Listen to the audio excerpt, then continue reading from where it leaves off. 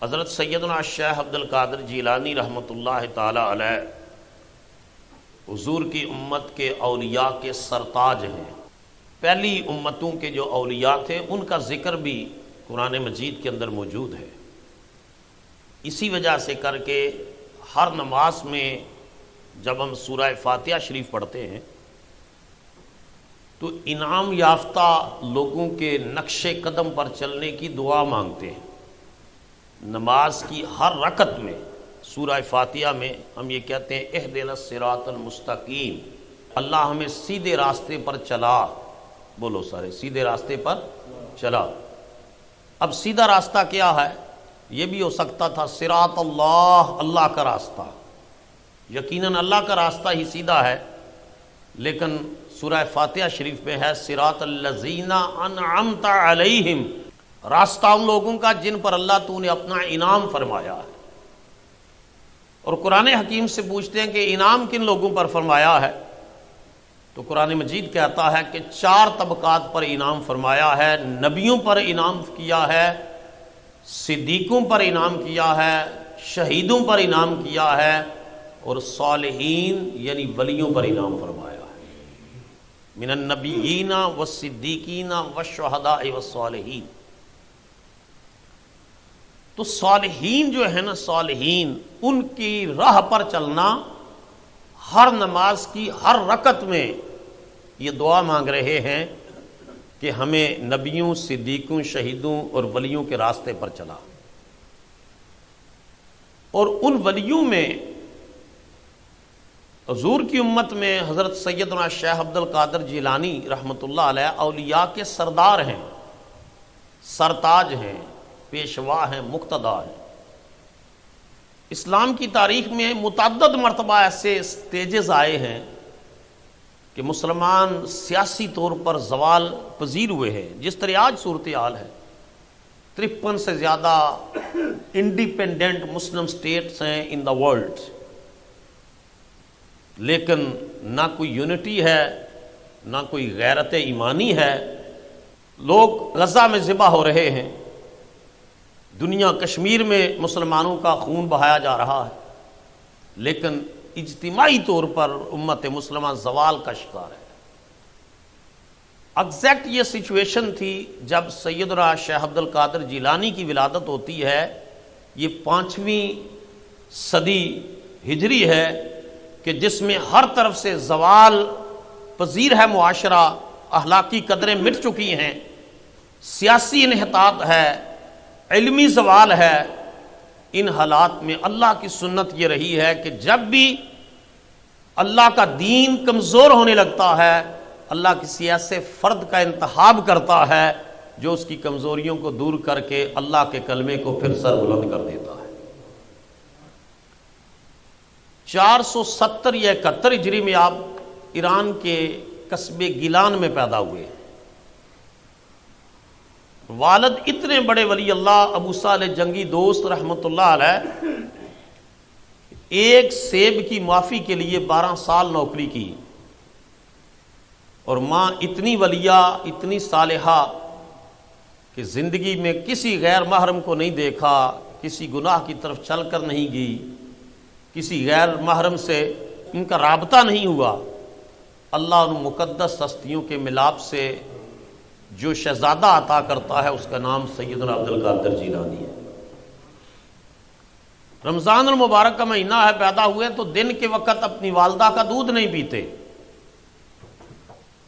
جب والدہ کا دودھ نہیں پیتے تو ارد گرد کی بستیوں میں یہ خبر پھیل گئی کہ ولد للاشراف ولد لا یرضع فی رمضان، کہ گیلان کی بستی میں، سادات کے گھرانے میں، سیدوں کے گھرانے میں ایک ایسا بچہ پیدا ہوا ہے جو احترام رمضان کی وجہ سے کر کے اپنی والدہ کا دودھ نہیں پیتا۔ اور جب آخر رمضان آیا ہے تو حدیث مبارکہ میں ہے کہ اگر تم چاند دیکھ کر شروع کرو، چاند دیکھ کر ختم کرو، اگر مطلع ابر اولود ہو تو پھر 30 جو ہے وہ روزے پورے کر کے پھر اختتام رمضان کرو۔ اب جب اختلاف ہوا ہے تو علماء نے فیصلہ یہ کیا ہے کہ کل اگر ابو صالح جنگی دوست کے بیٹے عبد القادر جیلانی نے سحری کے بعد اپنی والدہ کا دودھ پی لیا تو عید الفطر ہوگی، دودھ نہ پیا تو رمضان کا 30واں روزہ ہوگا۔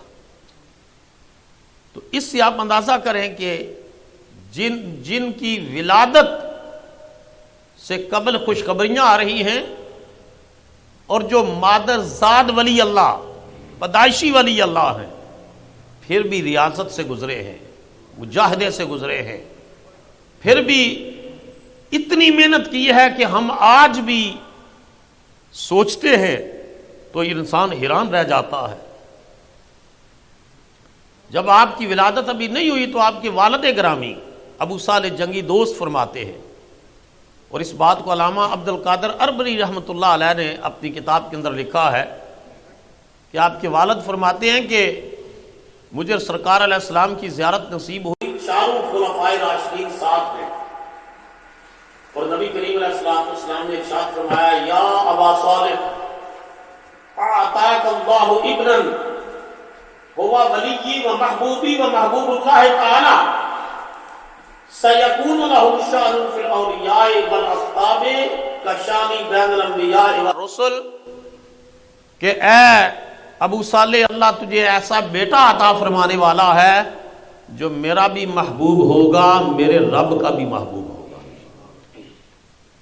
سیکون له شان فی الاولیاء والاقطاب، ان قریب ولیوں میں اقطاب میں اس کی ایک شان ظاہر ہوگی، کشانی بین الانبیاء والرسل، جس طرح انبیاء اور رسل کے طبقے میں اللہ نے مجھے شان عطا کی ہے، اسی طرح ولیوں، غوثوں اور قطبوں کے گروہ میں اللہ تیرے بیٹے کو شان عطا فرمائے گا۔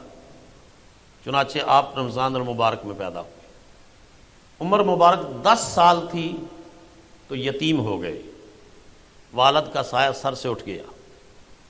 یہ یتیمی بھی جو ہے نا، ایک طرف محرومیاں لے کر آتی ہے اور دوسری طرف پھر رب نوازنے پر آتا ہے، تو اپنے حبیب کو جو ہے یتیم پایا اور اپنی پناہ عطا کر دی۔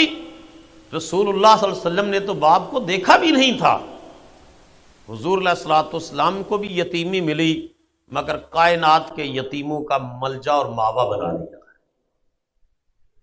تو 10 سال کی عمر میں یتیم ہو گئے، 7 سال والد کے سایہ اٹھ جانے کے بعد گیلان میں تعلیم حاصل کی، عمر کتنی ہو گئی؟ 17 سال۔ اب اس علاقے میں تعلیم کا مزید انتظام نہیں تھا، تو اپنی والدہ جو ولیہ ہیں، عابدہ ہیں، زاہدہ ہیں، طیبہ ہیں، طاہرہ ہیں، امت الجبار سیدہ فاطمہ رحمۃ اللہ تعالی علیہا، کہا امی جان میں بغداد جانا چاہتا ہوں، وہاں جامعہ نظامیہ ہے، وہاں تعلیم حاصل کروں گا۔ ماں بوڑھی تھیں، ماں بیوہ تھیں، اور یہ سہارا تھے واحد 17 سال کا بیٹا۔ تو کہا بیٹا تمہیں دیکھتی ہوں سکون آتا ہے، تم اتنی دور جاؤ گے؟ کہا میں اپنے نانا جان کا دین سیکھنا چاہتا ہوں۔ بیٹے کی خواہش کے پیش نظر آپ نے اپنی اس تکلیف کو برداشت کر لیا، لیکن اپنے بیٹے کو حصول علم کے لیے بغداد شریف بھیج دیا۔